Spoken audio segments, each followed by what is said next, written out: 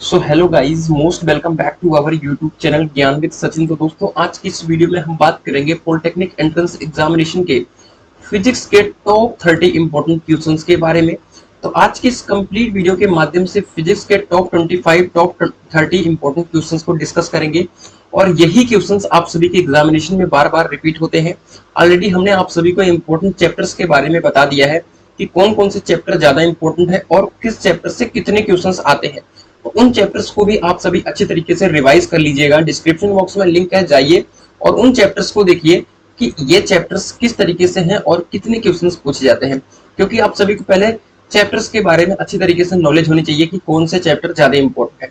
फिर आप entrance exam को अच्छी तरीके से फाइट करेंगे, क्योंकि एंट्रेंस एग्जामिनेशन जो फाइट करना होता है एक दिमाग तरीके से, एक मतलब अलग स्ट्रेटेजी को फॉलो करना पड़ता है। सेमेस्टर एग्जाम की तरह नहीं है, ठीक है। तो आप सभी को इंपॉर्टेंट चीजों की तरफ ज्यादा रुख करना पड़ता है। तो चलिए फिजिक्स के कुछ इंपॉर्टेंट क्वेश्चंस को डिस्कस करते हैं। आज का हमारा पहला क्वेश्चन है कि गोले की त्रिज्या के मापन में त्रुटि 1% है तो इसके आयतन के माप में त्रुटि होगी। तो परसेंटेज दिया है, तो आप सभी समझ लीजिए कि यह परसेंटेज एरर दिया है। तो परसेंटेज एरर को किस तरीके से डिनोट करते हैं, किस तरीके से लिखते हैं, तो उसको समझिए। परसेंटेज एरर में किस चीज की एरर दी है, यहाँ पर एरर दी है त्रिज्या में। तो गोले की त्रिज्या को अगर आर से डिनोट करें तो परसेंटेज एरर दिया है इसमें, कितना दिया है 1, ठीक है। Delta R upon R into 100 कितना दिया है 1, ठीक है।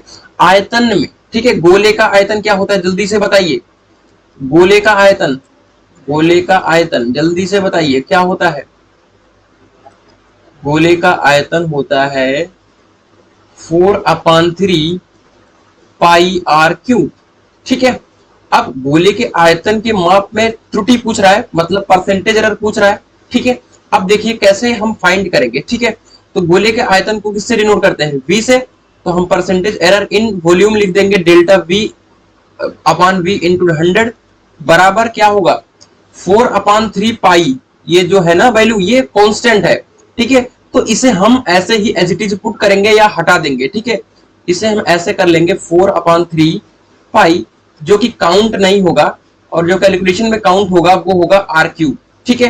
तो आर क्यूब में इसमें क्या होता है कि 3r², ठीक है। ये जो क्यूब है वो आगे आ जाएगा, ठीक है, और एक उसमें से कम हो जाता है, ठीक है। सॉरी, स्क्वायर नहीं होगा यहाँ पर सिर्फ 3r होगा, ठीक है। जो स्क्वायर में है, मतलब जो क्यूब में है 4 पावर होगा वो आगे आ जाता है, ठीक है। तो इस तरीके से कुछ कैलकुलेशन होती है इसकी, और आप सभी को आंसर देखने को मिल जाएगा वॉल्यूम में कि ये आपका कांस्टेंट है, ठीक है। तो इसे हम अपना नेग्लिजिबल मान लेंगे, नगड़ मान लेंगे, इसके बारे में सोचेंगे नहीं। आर में परसेंटेज एरर दिया है 1, तो 3 इंटू 1, ठीक है, बराबर 3%, ठीक है। ऑप्शन नंबर ए बिल्कुल आपका करेक्ट हो जाएगा।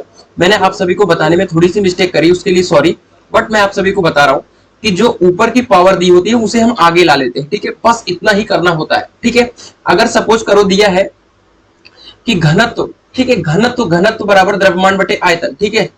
समझो, मैं एक छोटा सा एग्जांपल लेता हूं बच्चों, थोड़ा सा लेंदी होगा लेकिन बहुत कुछ सीखने को मिलेगा, क्योंकि ये बहुत ज्यादा क्वेश्चंस आए हैं, यही 2 क्वेश्चंस आते ही है, ठीक है। घनत्व बराबर द्रव्यमान बटे आयतन, ठीक है। अब यहां पर क्या होगा बच्चों कि द्रव्यमान जो है आप सभी का, द्रव्यमान का आप सभी का परसेंटेज एरर दिया होगा, ठीक है। घनत्व में पूछ रहा होगा, ठीक है। सपोज करो इसका 2 दिया है और आयतन है, तो आयतन होता है v क्यूब, ठीक है, ठीक है। आयतन लंबाई गुणे चौड़ाई गुणे ऊंचाई, ठीक है, v क्यूब, ठीक है। तो इसमें क्या होता है बच्चों कि आपका जो v होगा, v की जो वैल्यू होगी, ठीक है, वो तो मान लो 2% दी होगी, लेकिन जो 3 दिया है ये आगे आ जाएगा और 3 इंटू 2 हो जाएगा, ठीक है। तो इस तरीके से होता है। मेरे कहने का मतलब जो है कि जो भी पावर दिया होगा, ठीक है, वो हमेशा सामने आ जाएगा, और जो आप सभी की वैल्यू दी होगी, चाहे घनत्व की दी होगी, चाहे द्रव्यमान की, चाहे आयतन की, ठीक है, जो भी है उसका परसेंटेज मल्टीप्लाई कर देंगे। इस तरीके से प्रोसेस होता है, ठीक है। अब आगे बढ़ते हैं। अगला हमारा क्वेश्चन नंबर 2 है कि कार्य का सीजीएस मात्रक है, ठीक है। तो कार्य का सीजीएस मात्रक अर्ग होता है, ठीक है, और एसआई मात्रक जो होता है जूल होता है, ठीक है। तो एसआई मात्रक जूल होता है और सीजीएस जो सीजीएस मात्रक होता है वो आपका अर्ग होता है, ठीक है। तो इस बात का आप सभी ध्यान रखेंगे, ठीक है। क्वेश्चन नंबर 3 है कि बिजली की मोटर एक वजन उठाने में 4500 न्यूटन का तनाव उत्पन्न करती है, इसे 2 मीटर पर सेकंड की दर से लपेटती है, तो मोटर की शक्ति, पहले क्या क्या दिया है उसे नोट कर लेते हैं। ठीक है, एफ दिया है, एफ कितना दिया है 4500 न्यूटन, क्लियर हो गई बात। अब यहां पर क्या दिया है, v दिया है 2 मीटर पर सेकंड, यानी v की वैल्यू कितनी दी है 2 मीटर पर सेकंड। ठीक है, 2 मीटर पर सेकंड। अब मोटर की शक्ति पूछ रहा है। ठीक है, एक फॉर्मूला होता है शक्ति P बराबर F इंटू वी, क्या होता है शक्ति P बराबर F इंटू वी। तो F क्या है 4500, V क्या है 2, क्या आ गया 9000। ठीक है, 9000 क्या आ गया 9000 यहां पर वाट आ जाएगा। ठीक है, और ये हो जाएगा 9 किलोवाट। तो आपका ऑप्शन नंबर सी बिल्कुल करेक्ट हो जाएगा। आई थिंक आप सभी को फॉर्मूला बेस्ड क्वेश्चन समझ में आ गया। ठीक है, ये थोड़ा सा क्रिटिकल क्वेश्चन है, समझने वाला क्वेश्चन है, ध्यान से समझिएगा, समझ में आ जाएगा मेरे हिसाब से आप सभी को आराम से। संवेग है। ठीक है, पहले तो मैं आप सभी को बता दूं कि गतिज ऊर्जा का फॉर्मूला होता है 120 mv²। ठीक है, क्लियर हो गई बात। अगर इसको हम थोड़ा सा मॉडिफाई करें, तो अगर हम m का स्क्वायर कर दे, यानी m एक और बढ़ा दे, v² ऑलरेडी है, तो हमें क्या करना पड़ेगा, नीचे और m से मल्टीप्लाई करना पड़ेगा। ठीक है, इसमें कोई दिक्कत, नीचे m से मल्टीप्लाई करा, ऊपर भी कर दिया, वैल्यू में कोई चेंजेस नहीं आया। और आप सभी को P इक्वल mv, ठीक है, P इक्वल mv का फॉर्मूला पता होगा, P को हम संवेग से डिनोट करते हैं, तो ये हो जाएगा p² 2m। क्लियर हो गई बात, p² 2m। आप सभी को इसमें कोई दिक्कत आई है क्या, नहीं आई है ना। चलो, अब हमें क्या दिया है कि दो वस्तुओं का संवेग समान है, k की वैल्यू क्या है p² 2m। ठीक है, चलिए, तो k बराबर p² 2m। तो अब m की जगह पर क्या हो जाएगा, द्रव्यमान है तो m1 m2 दिया है, इक्वेशन नंबर फर्स्ट, संवेग समान है। दूसरा है हमारा कि ये हम k1 लिख लेते हैं और ये k2 लिख देते हैं, तो p² यहां पर दूसरा द्रव्यमान 2m2 ले लेते हैं। ठीक है, क्योंकि दिया है कि संवेग समान है, तो p की वैल्यू में कोई चेंजेस नहीं लाएंगे। ठीक है, इक्वेशन फर्स्ट इक्वेशन 2 कर लिया आराम से। अब पूछ रहा है कि गतिज ऊर्जाएं क्रमशः होंगी, मतलब k1 k2 अगर क्रमशः होंगी k1 k2, तो इनका अनुपात, किसका अनुपात पूछ रहा है, k2/k1 पूछ रहा है, तो k2/k1 लिख लो। k2/k1 बराबर क्या हो जाएगा बच्चों, k2 की वैल्यू क्या है p² 2m2 अपान में p² 2m1 इक्वल कर लो समझने के लिए, p² 2m2 इंटू में 2m1 ऊपर आ गया और p² ऐसे आ गया, p² से p² कट गया, 2 से 2 कट गया, आपका आंसर आ गया m1/m2। कहीं पर है m1/m2, ऑप्शन नंबर सी बिल्कुल करेक्ट हो गया। ठीक है, चलिए, तो अब अगला क्वेश्चन देखने की कोशिश करते हैं। आपने इसे नोट कर लिया होगा, मैं इसे इरेज कर देता हूं और आप सभी को अगला क्वेश्चन करवाने की कोशिश करता हूं। ठीक है, इरेज कर दूं भाई, कर चुका हूं भाई, कर चुका हूं मैं इरेज से, आगे बढ़ता हूं। अगला हमारा क्वेश्चन है बच्चों कि दो वस्तुओं की माप में 45 डिग्री फ़ारेनहाइट का अंतर है। ठीक है, तो सेल्सियस पैमाने में यह अंतर होगा। फार्मूला है c/5 इक्वल f माइनस 32/9। ये फॉर्मूला है, इसे आप याद कर लो। ठीक है, कुछ करना नहीं है। f की वैल्यू कितनी दी है बच्चों 45, बस पुट कर दो। c की वैल्यू पूछ रहा है 45 माइनस 32/9। ठीक है, 45 में से 32 8 40, 13/9 हो गया, अपान 13/9, और ये c/5 है ही, तो क्या हो जाएगा 65/9 हो जाएगा। 9c इक्वल 65 और c की वैल्यू आ जाएगी 65/9, तो 9 छक 54, 9 7 63, ये आ जाएगा आप सभी का 7.22। ठीक है, 7.22 अंश सेंटीग्रेड। तो क्वेश्चन नंबर 5 का आंसर ए हो गया बिल्कुल 7.22। कोई दिक्कत आप सभी को नहीं ना। चलिए, अगला क्वेश्चन है कि यदि दो समतल दर्पण के बीच का कोण 60 डिग्री है। ठीक है, थीटा की वैल्यू कितनी दी है 60 डिग्री। ठीक है, तो प्रतिबिंबों की संख्या, फॉर्मूला है n बराबर 360/थीटा माइनस 1। 360 थीटा की वैल्यू क्या 60 माइनस 1, 6×36 6 माइनस 1, क्या आ गया 5 आ गया बच्चों। कौन सा ऑप्शन सही है, ये सही है। आगे बढ़ते हैं, मजा आ रहा है एकदम, मजा आ रहा है नहीं आ रहा। यदि किसी वस्तु का द्रव्यमान 100 ग्राम है, m की वैल्यू कितनी दी है 100 ग्राम। विशिष्ट ऊष्मा क्या है आपकी, यहां पर विशिष्ट ऊष्मा है आपकी 0.11 कैलोरी। विशिष्ट ऊष्मा क्या है, कैलोरी प्रति ग्राम अनसेंटीग्रेड। फॉर्मूला क्या होता है उष्माधारिता का? उष्माधारिता बराबर होती है बच्चों कि द्रव्यमान गुणे विशिष्ट ऊष्मा। द्रव्यमान गुणे विशिष्ट ऊष्मा, द्रव्यमान क्या है 100, विशिष्ट ऊष्मा क्या है 0.11। आंसर क्या आ जाएगा 11। 11 क्या कैलोरी प्लस अनसेंटीग्रेड। मजा आ गया, बढ़िया। 1 किलोवाट पर हावर, 1 किलोवाट पर हावर का मान क्या होता है 3.6 इंटू 10 की पावर 6 जूल। क्लियर हो गई बात। चलिए, न्यूटन सेकंड इकाई है किसकी? बल आवेग की इकाई जो है न्यूटन सेकंड है। संवेग क्या होता है P बराबर m इंटू वी। तो क्या हो जाएगा न्यूटन, न्यूटन इंटू मीटर पर सेकंड। ठीक है, तो ये पूछ रहा है न्यूटन सेकंड, न्यूटन सेकंड पूछ रहा है। ठीक है, चलिए, ऊर्जा का मात्रक नहीं है, ऊर्जा का मात्रक, जूल भी ऊर्जा का मात्रक है, जूल ऊर्जा का मात्रक है, ऊष्मा का भी मात्रक है और कार्य का भी मात्रक है। ठीक है, तो इसका ऑप्शन नंबर डी बिल्कुल सही हो जाएगा, मेगावाट। ठीक है, क्लियर हो गई बात। चलिए, एक पिंड विरामावस्था में चलना प्रारंभ करता है, ए की वैल्यू कितनी दी है? ए की वैल्यू दी है 10 मीटर पर सेकंड स्क्वायर।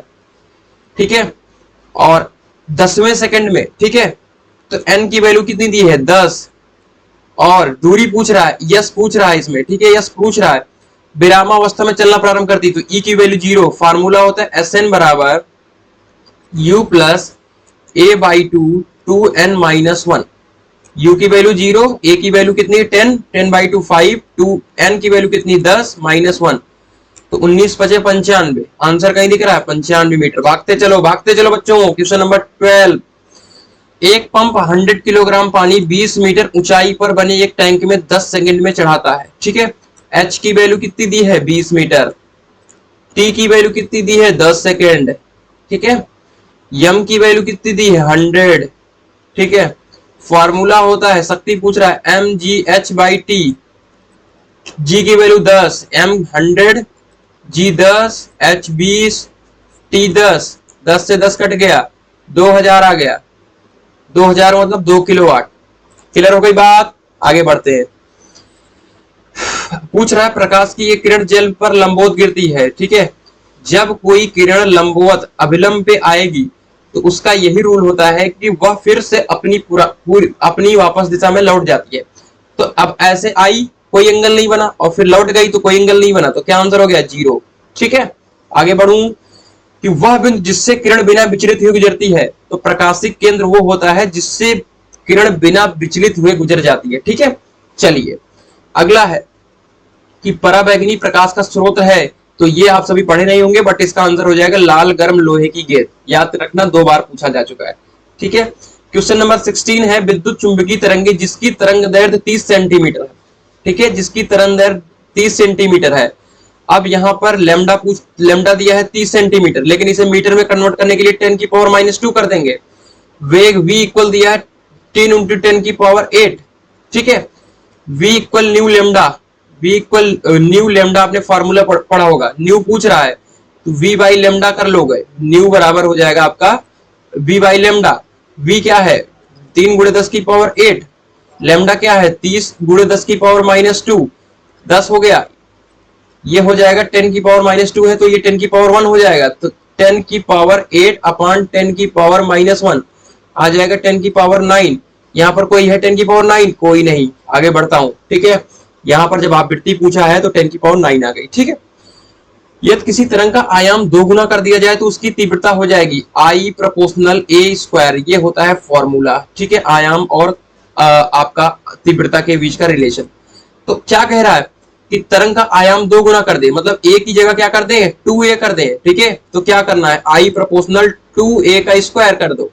ठीक है, तो ये हो जाएगा 4a स्क्वायर। ठीक है, तो कौन कितना गुना हो जाएगा, यहाँ पर ऑप्शन नंबर सी होगा या डी होगा। ठीक है, सी है 4 गुना। ठीक है, क्लियर हो गई बात।